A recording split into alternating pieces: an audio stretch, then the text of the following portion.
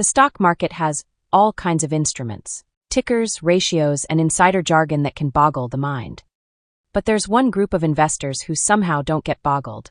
They call themselves Bogleheads. Yes, Bogle. Not Boggle. Though the irony is kind of perfect. So what's their secret? A strategy so simple, it almost sounds too plain to work. But it does. Bogleheads are followers of John Clifton Bogle.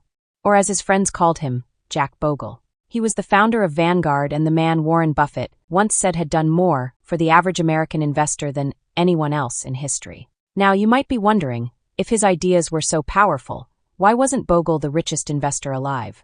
Sources close to him say it's because he wasn't chasing riches. His mission was different. He wanted to tilt the game back in favor of the everyday investor, not himself. And that's why people still follow his philosophy decades later. So, what made Bogle different? While Wall Street obsessed over chasing hot stocks, Bogle preached the opposite. Keep investing simple.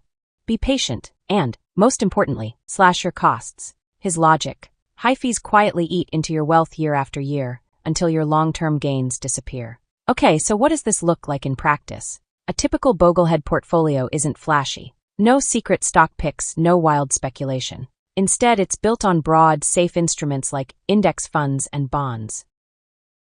At its simplest, a Boglehead might hold just 3 funds. A fund that tracks the entire U.S. stock market, like VTI. A fund that tracks the global stock market, like VXUS. And a bond fund, usually government bonds, for stability. This is often called the 3-fund portfolio. Stocks give you growth. Bonds give you safety. When stocks are down, bonds cushion the blow. When bonds lag, stocks pick up the slack.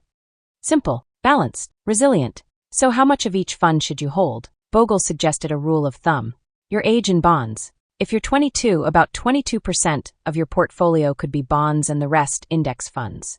At 40, 40% bonds. Why? Because the older you get, the harder it is to bounce back from a crash. Bonds may grow slower, but they're steadier. They keep you from panicking or losing everything right when you need the money most. Of course, Bogleheads aren't robots. Some tweak the strategy. You'll hear things like, just VTI and chill. Just VOO and chill. Maybe VTI plus VXUS and chill. In other words, some stick to the whole US market. Others lean global. Others mix in just the S&P 500, but the principle never changes. Keep it simple, keep costs rock bottom, and don't gamble on short-term trades. So should you be a Boglehead investor? Here's the honest answer. It depends. You probably want me to say, buy this, hold that, and you'll be rich.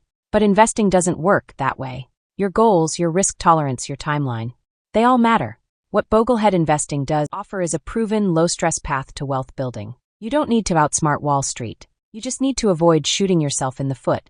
The Boglehead way, in one line? Buy broad index funds. Keep your costs low. Be patient. Not flashy, not glamorous. But over a lifetime, it works. And sometimes simple is exactly what your future needs. A quick action step you can take right away. Google VTI, VXUS, and BND. Don't buy, just peek. Notice how stocks and bonds move differently. If you want more straight-to-the-point investing explainers like this, hit subscribe.